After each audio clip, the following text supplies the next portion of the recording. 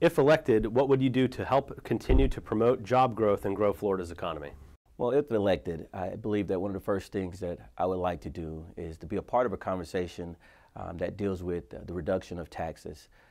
I think it's important that businesses understand that they're not the enemy, and that it's important to have elected officials who are willing to engage in the conversations that will minimize and reduce the burdens that are placed on them.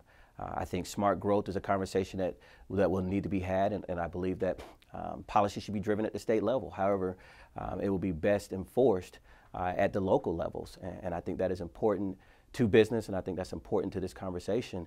And lastly, I believe that workforce development. We have got to, in Jacksonville, we're really looking to be the logistics hub and the manufacturing hub, and so in that case, we need to make sure that we have a workforce that is prepared and ready to enter into those jobs and fill those jobs when the companies come. How would you improve Florida's healthcare situation?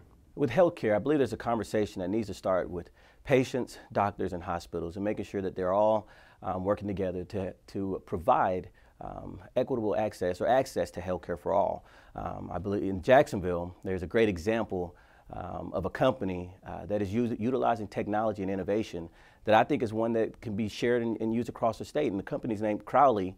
Well, they use telemedicine. I think that the use of technology and innovation from those measures are ways to reduce cost and to expand exposure.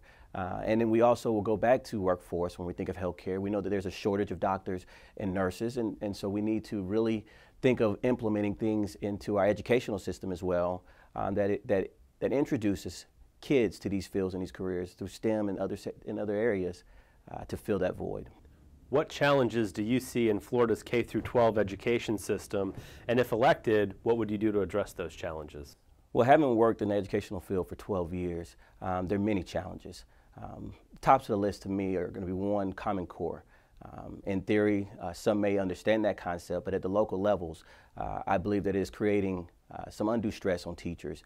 So the first thing is going to be to really bring the curriculum back to the local level in the school system.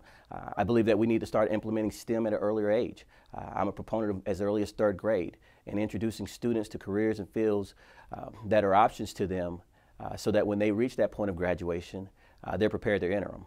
I'm a staunch believer that college is a great opportunity. I'm a college graduate. However, it is not always the only one for students or the best one for students.